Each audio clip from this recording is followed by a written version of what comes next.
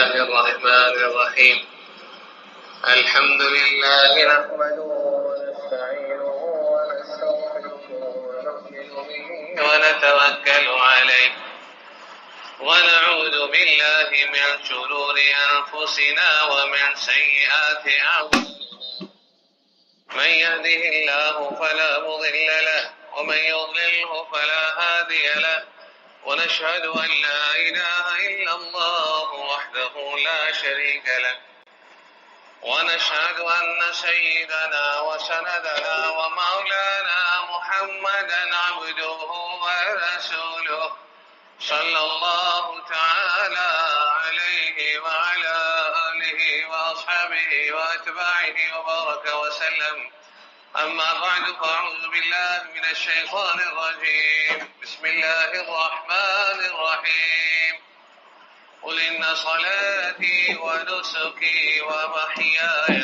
ومماتي لله رب العالمين صدق الله العظيم.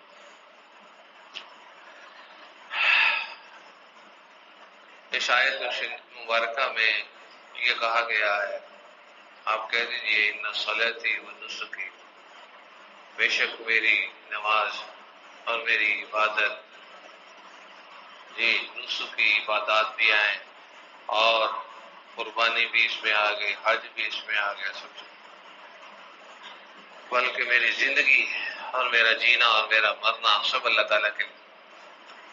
آج ہم اپنے اندر یہ جائزہ لیں کون کون سی چیزیں ہیں جو ہماری اللہ تعالیٰ کے لیے،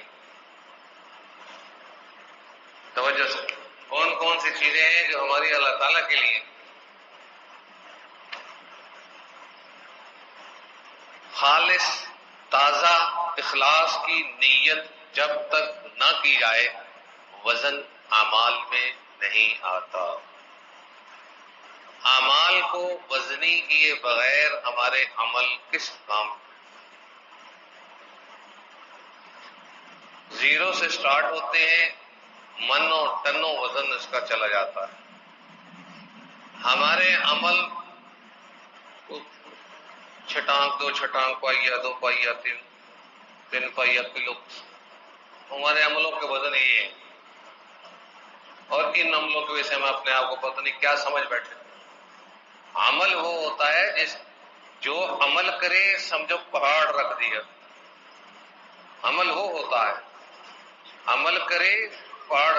کھانے پینے کے لیے تو بڑا مزہ ہے کہ ٹیسٹ ہونا چاہیے، یہاں سے نہ لانا وہاں سے لانا، اس کا ٹیسٹ زیادہ اچھا ہے نا مشورے. تو عمل کے لیے کیا کرنا ہے؟ عمل میں وزن ڈالیں، اس پہ بڑے بڑے پہاڑوں کے پتھر ڈالیں، وزن آئے گا اخلاص سے. جب تک حاجی حج کا اخلاص نہیں پرکھے گا حج مبرور نہیں ہو سکتا. روٹین کا حج نہ کرے کہ میں ہر سال کرتا ہوں، روٹین کا حج نہ بتائے. یہ دیکھیں میرے حج میں میرا مقصد کیا ہے، میرا رب مجھ سے راضی ہے یا نہیں، میرا مقصد میری نیت رضا الہی ہے یا نہیں، میری قربانی میں میرا مقصد میرے اللہ تعالیٰ کو راضی کرنا ہے یا نہیں.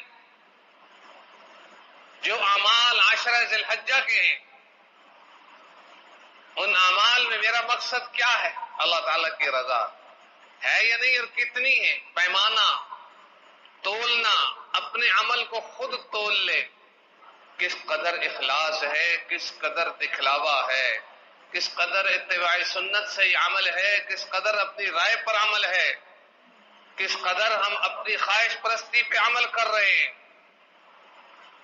بہت سارے ساتھی کھانے کی سنتوں کو یاد کر لیتے ہیں نا، وہ کھانے پینے کی چیزیں ہوتی ہے نا، اس لیے سنت یاد آ جاتی ہے کئی مرتبہ، مطلب مرضی کی سنتیں. دوسرے لفظوں بھائی ہر کام میں اللہ کے نبی کی سنت کو دیکھنا. جی ان ایام میں توجہ فرمائے، ان ایام میں اللہ رب العزت بندوں کی اعمال، بندوں سے مراد مسلمان انسان ہو اور جن، مسلمان ہو مرد ہو یا عورت، جی جنات میں اور انسانوں میں، من الجنۃ والناس، اللہ رب العزت مسلمان انسانوں میں مسلمان جنوں میں یہ دیکھنا چاہتے ہیں کس قدر وزن ہے، کس قدر مجھے چاہتے ہیں، کس قدر میرے لیے کرتے ہیں. میں نے تو تمہیں بنایا اپنے لیے، سب کچھ بنایا تمہارے لیے، اور تمہیں بنایا اپنے لیے، تم ہی اپنے نہ ہوئے تو پھر مسئلہ کیا ہے؟ جاؤ پھر جہاں مرضی.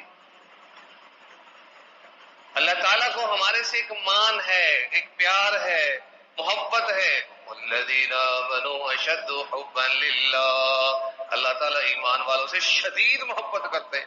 شدید محبت کیا ہوتی ہے؟ چاہتے ہی نہیں ہمیں کوئی تکلیف آئے. ہم تکلیف میں ہوتے تو آج یہاں نہ بیٹھے ہوتے. سر درد ہوتا تو ہسپتال میں ہوتے، داڑھ میں درد ہوتی تو نانی یاد آتی ہیں، اور پیٹ میں مروڑ اٹھتے تو واش روم میں ہوتے ہیں، اور گردے کا درد ہوتا ہے لگ پتہ جاتا ہے. یہ سارا کچھ نہیں ہے تو ہم یہاں بیٹھے. شدید محبت اس سے زیادہ اور کیا ہوگی؟ ہر عضو ٹھیک، خون کی رگیں ٹھیک، دل کے 4 وال ٹھیک، سماعت ٹھیک، نگاہ ٹھیک، بولنا سننا چکھنا یہ سب کچھ ٹھیک. شکر کوئی بھی نہیں، شکر کوئی بھی نہیں. ٹھیک وہ رکھ رہے ہیں، شکر ہمارا کوئی نہیں. ناشکر ہم، مجرم ہم، گناہگار ہم، اور نخرے بھی ہم کریں. غلام کیا نخرہ کیا، نوکر کیا تو نخرہ کیا، ہم تو غلام ہیں. ہمیں آرڈر از آرڈر، ہمیں تو وہی آرڈر ہے یہ کر لو. ہائے ہائے، حضرت سعید ابن جبیر بہت بڑے جلیل القدر تابعی، وہ ان دنوں کا صحیح حق ادا کرتے تھے. ان اعمال 10 ذی الحجہ میں وہ عمل جو کرتے تھے سخت شدید قسم کے اعمال کرتے تھے، دنیا کو چھوڑ پرواہ کوئی نہیں. شدید الفاظ ہے، شدید سخت، یعنی اتنی پابندی، اتنے عمل کرتے تھے، اعمال کرتے تھے، نیکیاں کرتے تھے، تلاوت ہے، ذکر ہے، نوافل ہے، درود شریف ہے، کوئی نیکی نہیں چھوڑتے تھے. ان ایام میں 10 ذی الحجہ کے مہینے کے پہلے 10 دن میں کوئی خاص عمل کوئی نہیں، سوائے حج کے، سوائے تکبیرات تشریق کے، سوائے قربانی کے، سوائے روزوں کے، اور کوئی خاص عمل نہیں ہے. لیکن اعمال ان دنوں میں اللہ رب العزت کو اپنے بندوں، مسلمان بندوں کے سارے سال کی نسبت ان دنوں میں اللہ تعالیٰ کو زیادہ پسند ہے. تو پر کرنا ہے نا، عمل کرنا ہے. سعید بن جبیر کی بات بتائی کہ ان دنوں میں سخت ترین بہت زیادہ عمل کرتے تھے. اسی طریقے سے اولیاء اللہ کی رپورٹیں بہت زیادہ اعمال کرتے تھے، ذخیرہ اعمال جمع کر لیتے تھے. اور ہمارے پاس کیا ہے؟ ہمارے پاس ذخیرہ اعمال کی جگہ ذخیرہ گناہ جمع ہو رہے ہیں. گناہوں کو ڈیلیٹ نہیں کروا رہے، نیکیوں کو جمع نہیں کر رہے، اور نیکیوں کو ٹھیک طریقے سے کرنا چاہتے ہیں، سب ساتھی چاہتے ہیں لیکن کر نہیں پاتے. تو بھائیو دوستو، وقت ہاتھ سے چلا گیا تو پھر پچھتاوا ہوگا، پھر پچھتاوا ہوگا. حج بہت بڑی عبادت ہے، اتنی بڑی عبادت ہے کہ جس نے حج کر لیا وہ زندگی میں صاف ستھرا اور ماں سے پیدا ہونے والا نیو بیبی انسان. حضرت عمرو بن عاص رضی اللہ تعالی عنہ وفات کے قریب تھے، فوت ہونے والے تھے. آقا علیہ السلام کے پاس حاضر ہوئے، توجہ فرمائیں، آقا علیہ السلام کے پاس حاضر ہوئے اور کہا آپ مجھے بیعت فرما لیجیے، آپ ہاتھ بڑھائیے، میں آپ کے ہاتھ پہ بیعت ہونا چاہتا ہوں. آقا علیہ السلام نے ہاتھ بڑھایا، حضرت عمرو بن عاص نے ہاتھ کھینچ لیا. ایک شرط ہوگی، اللہ کے نبی کے آگے ایسا کیا، ہاتھ کھینچ لیا. ایک شرط ہوگی، کیا شرط ہوگی؟ کہ میں مرنے والا ہوں، میری بخشش ہونی چاہیے، میری بخشش ہونی چاہیے. صحابہ کرام کے انداز ہوتے تھے، میری بخشش. آقا علیہ السلام نے فرمایا بندہ خدا 2 عمل ہیں، ایک ہجرت اور ایک حج، یہ دونوں عمل انسان کے پچھلے سارے گناہ ڈیلیٹ کر دیتے ہیں. تو ٹینشن لیتا ہے؟ ہجرت کرنے والے بھی مکہ سے مدینہ ہجرت کیے تو ان کے سارے گناہ غلطیاں دھل جاتی ہیں. اور حج کرنے سے بھی ساری غلطیاں گناہ دھل جاتے ہیں۔ واہ جی واہ، حاجیوں کی کر لے قدر، یہ رسمی چھوڑنے جانا، پہنچانے جانا، لینے جانا، جا ایک رہا ہے، دو بسیں جا رہی ہیں، بندہ حاجی ایک جا رہا ہے، بیگنے بھر کے جا رہی، شوق ہے، محبت ہے، کوئی حرج نہیں۔ حاجی ایک آ رہا ہے، لینے کے لیے 50 جا رہے ہیں، کوئی حرج نہیں۔ اصل قدر حاجی کی کیا ہے کہ حاجی سے تعلق رکھیں، حاجی سے دوستی لگائیں، حاجی کی دعا 1 2 3 4 مہینے تک چلتی ہے جی، وہ جب دعا کرے گا اس کی دعا قبول ہوگی۔ ایسا ولی بن کر آتا ہے حاجی، دھل جاتا ہے حاجی، نہا لیتا ہے حاجی، روحانیت آ جاتی ہے حاجی میں جی۔ اللہ رب العزت پھر حاجیوں، جب حاجی حج پہ جائے، عمرہ کرنے والا عمرہ کرنے جائے، سنت ہے کہ اسے دعا کی درخواست کی جائے، سنت عمل ہے اسے دعا کی درخواست کی جائے۔ تو اب تو حاجی جا چکے، جنہوں نے جانا تھا چلے گئے، حج شروع ہونے والا ہے، اتوار کی شام پیر کی صبح کو انہوں نے منا کے لیے تیار کر دینا ہے، منگل کو حج ہے، 9 تاریخ ان کی منگل کو ہے، عید ان کی بدھ کو ہے جی ہاں۔ اور اہل علم کا ایک زبردست پیارا اختلاف بتلاؤں آپ، مزیدار، یہ جو علماء کا اختلاف ہوتا ہے نا، یہ جب نیت صاف ہو، نیت صاف ہو، جھگڑا برا جھگڑا نہ ہو، اپنی منانا اور اپنی چلانا مقصود نہ ہو، تو ان علماء کا اختلاف کو بھی رحمت شمار کیا جاتا ہے۔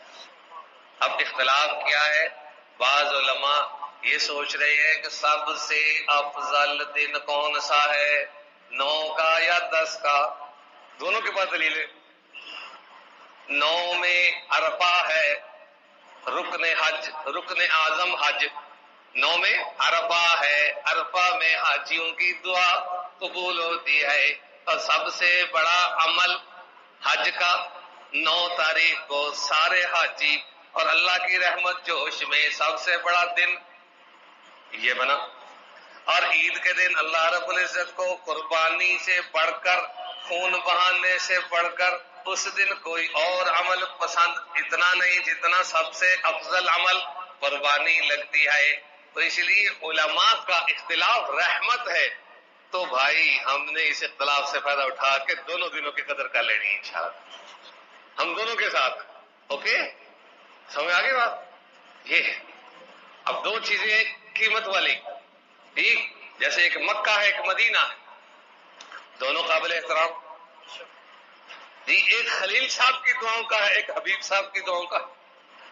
ایک خلیل صاحب کی دعاؤں کا مرکز ہے مکہ مکرمہ، حضرت خلیل اللہ ابراہیم علیہ السلام نے دعائیں کی، مولا ادھر بھیج سب کو، یہ تعمیر ہو گیا ہے، ادھر بھیج سب کو، دور دور سے لوگ کھنچتے چلے آتے ہیں، کیا ایک پتھر کا بنا ہوا گھر ہے، کیسے اللہ نے عظمت دی، پتھر تو یہ بھی لگے ہوئے ہیں جی، پتھر تو دنیا میں ہے، پتھر تو پہاڑوں میں ہے، مگر اللہ رب العزت کا گھر نسبت اللہ تعالیٰ کی طرف ہو گئی تو وہ پتھر ایسے مقناطیسی بن گئے کہ کوئی جی کیسے بھاگتا چلا جاتا ہے، کتنی محبت کرتا۔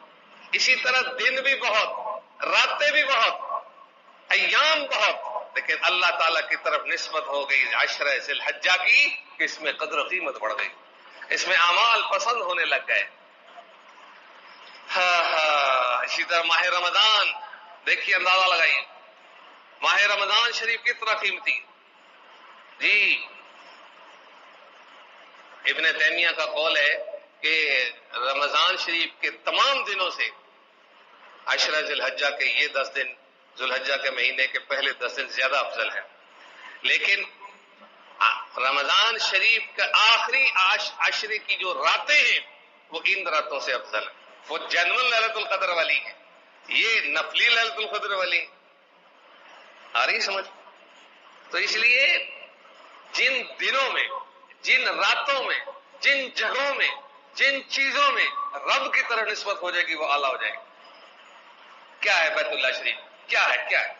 عام سا پتھر ہے، نہ کوئی فنیشنگ ہے، نہ کوئی رنگ کیا ہوا ہے، نہ کوئی خوبصورتی یعنی کہ اس میں لگائی گئی ہے، نہ ایک عام سا پتھر ہے جوڑ کے کھڑا کیا ہوا کمرہ ہے، سارے دیوانے ہوئے پڑے.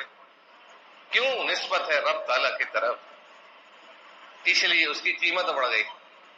حجر اسود عام پتھر ہے، جنت سے آیا ہوا پتھر ہے، بیت اللہ شریف میں لگا پڑا ہے. حضرت عمر رضی اللہ تعالیٰ عنہ جب اس کا بوسہ لینے لگے تو پہلے کہنے لگے، اے حجر اسود گل سن، اگر میرے نبی نے تیرا بوسہ نہ لیا ہوتا میں کبھی تیرا بوسہ نہ لیتا. ایک پتھر کو چومنا عجیب سا لگتا ہے بھائی، اب پوجا کر رہا ہے پتھر کی. وہ کہنے لگے میرے نبی نے بوسہ لیا اس لیے تیرا بوسہ لے رہا ہوں. اپنی اصلاح بھی ساتھ ساتھ کرنی ہے نا، اپنا عقیدہ بھی تو ساتھ ساتھ ٹھیک کرنا ہے نا.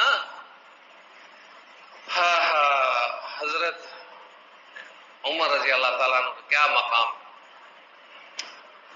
حضرت عمر رضی اللہ تعالیٰ عنہ یہ بھی فرماتے ہیں کہ جس کے روزے چھوٹ گئے، قضا ہو گئے رمضان شریف کے، فرماتے ہیں اب اس کے لیے بہترین چانس مستحب ہے اس کے لیے کہ وہ عشرہ ذی الحجہ میں قضا رکھ لے.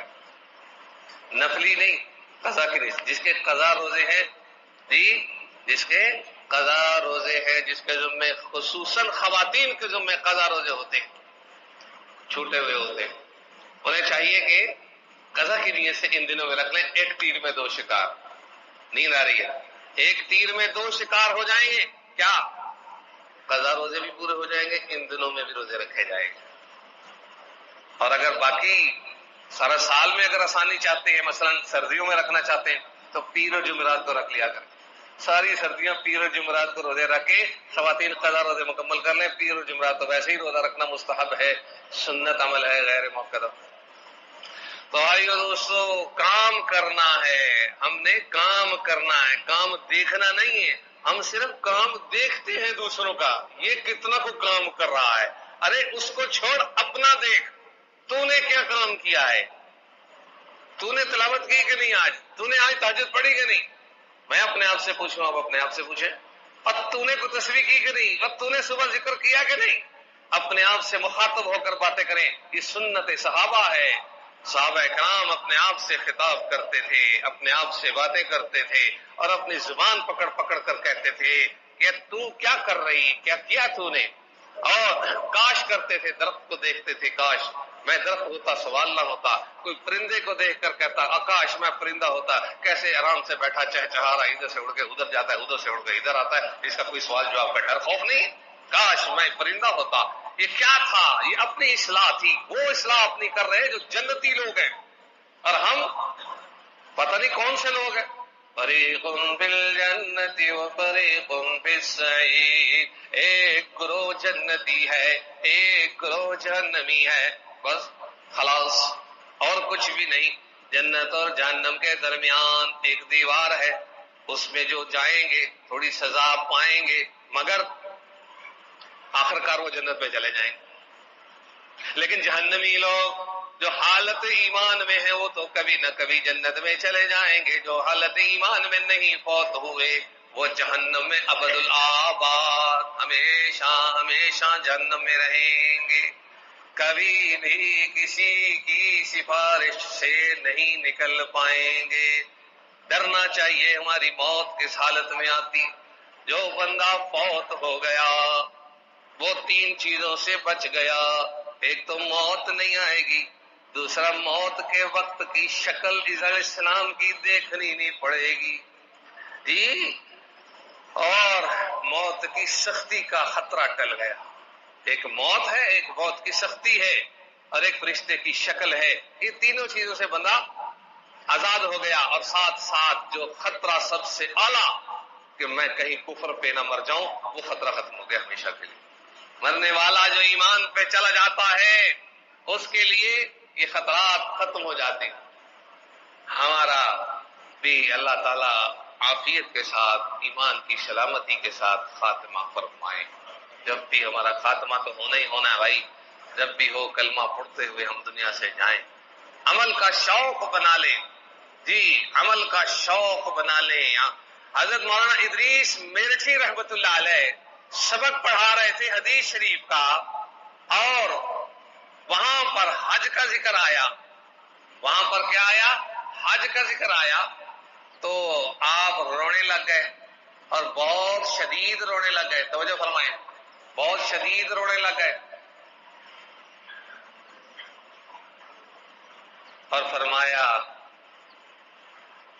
حج پہ اللہ تعالیٰ ہمیں لے جائے. بھائی باتیں شروع ہو گئی, طلباء کے ساتھ باتیں شروع ہو گئی, اللہ تعالیٰ ہمیں لے جائے. شاگرد نے کہا حضرت دعا کرے ہم سب حج پہ جائیں, ہم سب اللہ کے راستے اللہ کے گھر کو دیکھیں.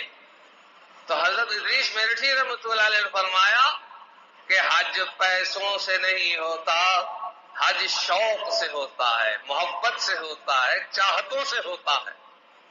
شوق کرو, جلال سے فرمایا شوق رکھو, میں رب تیرا گھر دیکھنا چاہتا ہوں. شوق کریں, اس گھر کا شوق رکھیں, پھر مزہ آتا ہے. شوق جب ہوتا ہے رب انتظام شروع کر دیتا ہے. کبھی دیکھا کہ پیسوں سے کوئی جاتا ہے؟ نہ نہ نہ, امیر امیر یہاں بیٹھے, غریب غریب وہاں بیٹھے. رب کی تقسیم دیکھو, غریب غریب وہاں بیٹھے, امیر امیر یہاں بیٹھے. بات ختم ہو گئی. اللہ رب العزت کی مرضی, جسے چاہے بلا لے, جسے چاہے رکوا دے. کوئی جا کر بھی نہ کر سکے ایسا بھی ہو جاوے. جی اللہ رب العزت کی باتیں ہیں, یاد رکھیے. کبھی زندگی میں فخر نہیں کرنا, کبھی زندگی میں مال پہ اکڑ نہیں کرنی. یاد رکھیے حضرت خلیل اللہ نے دعائیں کر کرا کے بیت اللہ کی طرف کھینچاؤ کروایا, رب سے منوایا, اور حضرت حبیب اللہ نے مدینہ شریف کا شوق بڑھایا اور مدینہ منورہ کو آباد کرایا. جی بات سمجھ میں آگئی کہ نہیں آگئی؟ دیکھیے بیت اللہ شریف تو بہت سارے انبیاء آتے رہے, اور مدینہ منورہ میں صرف ہمارے نبی کے لیے لوگ جاتے. بات تو ہے مدینے کی, بات تو ہے آقا نامدار حضرت محمد صلی اللہ علیہ وسلم کی. ادھر پہلے سے کوئی آبادی نہیں, ادھر پہلے سے کوئی نبی نہیں تھا. اللہ رب العزت نے ہمارے پیارے حبیب حضرت محمد صلی اللہ علیہ وسلم کو آباد فرمایا, اور آقا علیہ السلام نے دعا کی کہ مولا مکہ سے دوگنی محبت, مکہ سے دگنا پیار اس سے کروا دے. جی اب عاشق لوگوں کو یہ ہوتا ہے کہ ہم لوگ مدینہ شریف پہنچے, بغیر مدینے کے نہ حج مکمل, بغیر مدینے کے نہ عمرہ مکمل, بغیر مدینے کے نہ سفر مکمل, بغیر مدینے کے نہ زندگی مکمل, بغیر مدینے کے نہ دن مکمل, بغیر مدینے کے نہ رات مکمل, بغیر مدینے والے کے نہ زندگی کامل. یاد رکھیے مدینے والے حضرت کی ساری انہی کی باتیں برکتیں ہیں, انہی کی برکات سے سب کچھ ملا. عرفات کا دن آقا علیہ السلام نے فرمایا کہ میں اور مجھ سے پہلے انبیاء کرام خیر الدعا, سب سے بہترین دعا یہ پڑھا کرتے تھے چوتھا کلمہ, جس کو ہم چوتھا کلمہ کہتے ہیں, اس کو حدیث شریف کی لینگویج میں خیر الدعا کہا جاتا ہے. لا الہ الا اللہ وحدہ لا شریک لہ لہ الملک و لہ الحمد وهو علی کل شیء قدیر. آقا علیہ السلام نے زیادہ وقت یہی پڑھا ہے, اور دوسرے انبیاء نے عرفات کے میدان میں بھی یہی کلمات کہے ہیں. اس لیے ہم بھی ان دنوں میں اور خاص طور پہ عرفے کے دن میں خود بھی اور اپنے حاجیوں کو بھی یہ پیغام دیں اور خود کو بھی عمل میں پابند کریں. ان دنوں میں حدیث شریف میں آتا ہے تحلیل, تکبیر اور تحمید کثرت سے کیا کرو. تحلیل کا معنی لا الہ الا اللہ, تحمید کا معنی الحمدللہ, تکبیر کا معنی اللہ اکبر, اور لا الہ الا اللہ اللہ اکبر اور الحمدللہ. یہ تین کلمات ہیں حدیث شریف میں کہ اس کی ان دنوں میں کثرت کیا کرو. تو علماء نے کثرت کی مقدار بیان کی, کم از کم 300 بار پڑھے گا تو کثرت میں آئے گا, 150 بار پڑھ کے چھوڑ دے گا کثرت میں نہیں آئے گا. 300 سے اوپر پڑھے, 300 سے کم نہ پڑھے. اس لیے بھائیو دوستو اب تکبیرات تشریق آنے والی, اب قربانی آنے والی, تھوڑی تھوڑی باتیں سماعت فرماتے جائیں. بہت ساری چیزیں اس لیے موضوع مکس ہوتا ہے آج کل, بہت ساری چیزیں ایک موضوع پہ چل ہی نہیں سکتے آج کل. حج بھی ساتھ ہے, قربانی بھی ساتھ ہے, تکبیرات تشریق بھی ساتھ ہے, اعمال عشرہ ذی الحجہ بھی ساتھ. تکبیرات تشریق کا مسئلہ سماعت فرما لیجیے. 5 دن ہیں، 23 نمازیں ہیں. 9 ذی الحجہ کی فجر سے لے کر 23 ذی الحجہ کی عصر تک یہ 23 نمازیں ہیں. 5 9 تاریخ کی، 5 10 کی، 5 11 کی، 5 12 کی، 20 ہو گئی. اور 13 ذی الحجہ کی 3 نمازیں فجر ظہر عصر. 23 نمازوں میں اللہ اکبر اللہ اکبر لا الہ الا اللہ اللہ اکبر وللہ الحمد. جی یہ مزیدار کلمات، کیا بات، مزیدار گفتگو ہے، ماں کیا بات، مزیدار تعریف الہی ہے. اللہ تعالیٰ کی تعریف ہے، اس کی بڑائی ہے، اس کی عظمت کا بیان ہے. جی ہاں، اس لیے آئی تکبیرات تشریق لازمی پڑھنی ہے. یاد رکھیں یہ کسی مسافر پر، کسی بیمار پر اور کسی مرد عورت پر اس کی چھوٹ نہیں. جس نے نماز پڑھنی ہے اس کے لیے لازم ہے، واجب ہے، ہر فرض نماز کے بعد ایک بار مردوں کے لیے درمیانی آواز سے، عورتوں کے لیے آہستہ آواز سے یہ کلمات پڑھنا واجب ہے. چاہے وہ مسافر ہوں، چاہے وہ مقیم ہوں، چاہے وہ تندرست ہوں، چاہے وہ بیمار ہوں. یہ واجب ہے، کبھی نہ چھوڑنا. جب یہ واجب چھوٹ گیا تو گناہ ذمے میں رہے گا، اور جب یہ یاد آئے گا تو استغفار کرنی پڑے گی، توبہ کرنی پڑے گی. یہ واجب چھوڑنا گناہ ہے، اور ثواب کتنا زیادہ ہے. ایک بار حدیث شریف میں آتا ہے، ایک بار لفظ اللہ یعنی اللہ اکبر، ایک بار تکبیر کہنا یعنی اللہ اکبر کہنے سے زمین و آسمان کے درمیان کی خلا نیکیوں سے بھر جاتی ہے. ایک مرتبہ اللہ اکبر. اور اس تکبیر میں کتنی بار ہے؟ 4 بار ہے.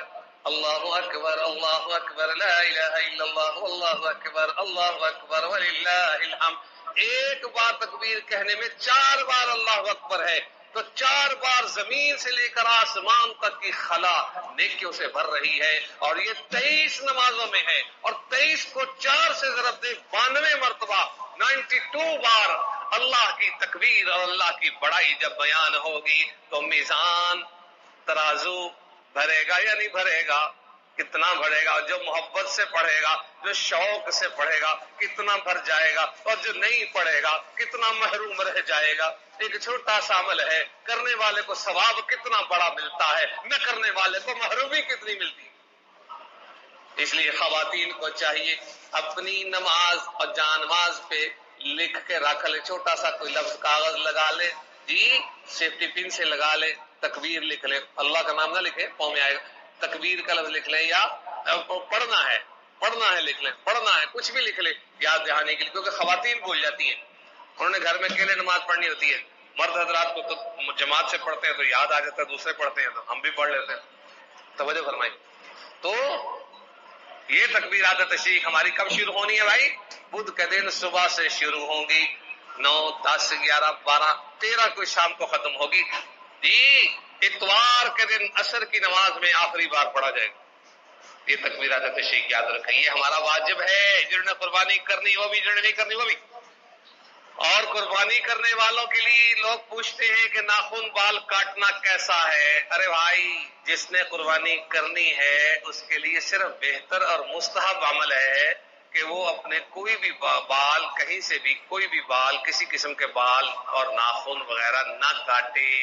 صرف مستحب عمل ہے. لوگ سمجھتے ہیں پتہ نہیں کتنا بڑا گناہ ہے، فرض واجب چھوڑے ہوئے ہیں اور پھر یہ پوچھنے آ جاتے ہیں ناخن کاٹ سکتے ہیں، بال کاٹ سکتے ہیں.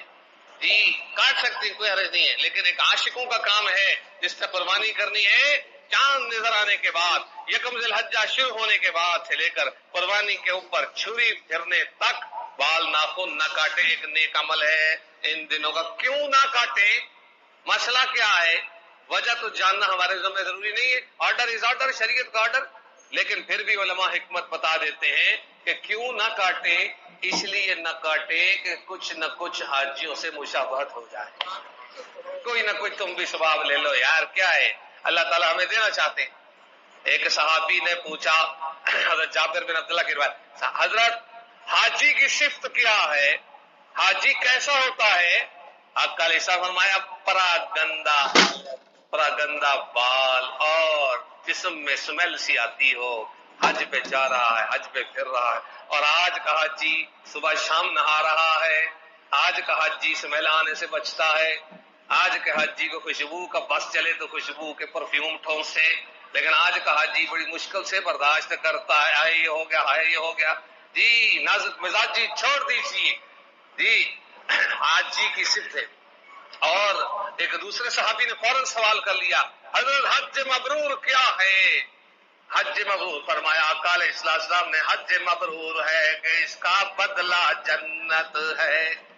اتنی پختگی کے ساتھ، وعدے کے ساتھ رب تعالیٰ فرما رہے ہیں کہ حاجی کا بدلہ جنت ہے، وہ اسی کو دیا جا سکتا ہے جس کے پلے میں گناہ نہ ہو۔ تو معلوم ہوا کہ حج کرنے سے گناہ ڈیلیٹ ہو جاتے ہیں۔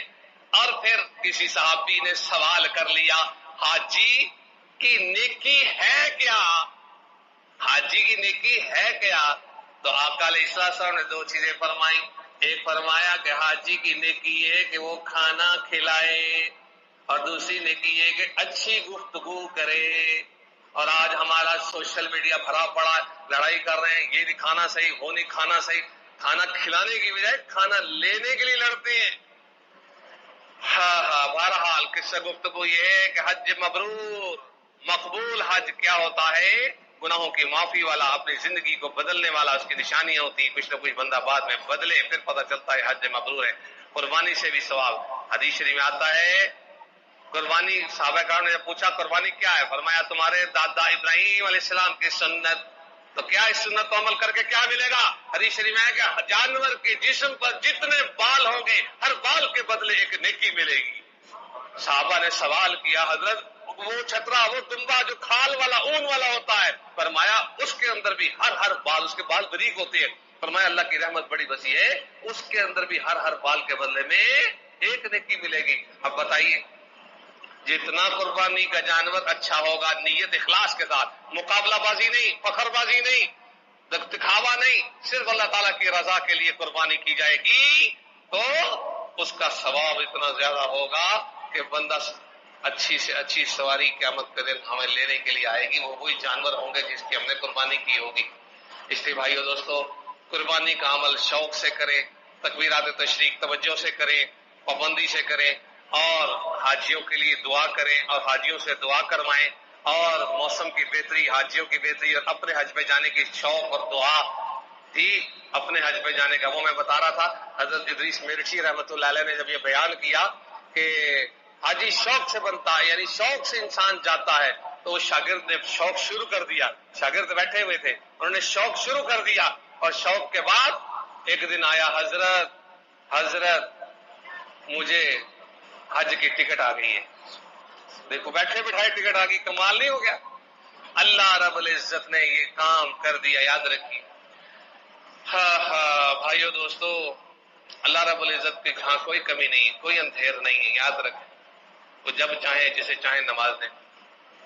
تو اس بیان کی آخری بات یہی ہے کہ ہم ان دنوں، ان راتوں کی قدر کر لیں۔ ان جیسے دن پاکستان میں نہیں، دنیا میں نہیں، ان جیسے دن کسی اور مہینے میں نہیں، ان جیسے دن بہت عظیم دن ہیں، بہت عظیم راتیں ہیں، بہت عظیم اعمال ہیں۔ عمل وہی ہیں، لیکن اخلاص سے، توجہ سے، سنت کے مطابق خود بھی کریں اور گھر والوں سے بھی کروائیں، تلاوت، ذکر، درود، اعمال، صلاۃ، تسبیح، اللہ تعالیٰ سے مانگنا، تہجد پڑھنا، اشراق، چاش، اوابین، زوال کے 4 نفل، عصر سے پہلے کی 4 سنتے ہیں، یہ سارے اعمال اللہ تعالیٰ جل شانہ ہم سب کو شوق سے، محبت سے عمل کرنے کی توفیق عطا فرمائے۔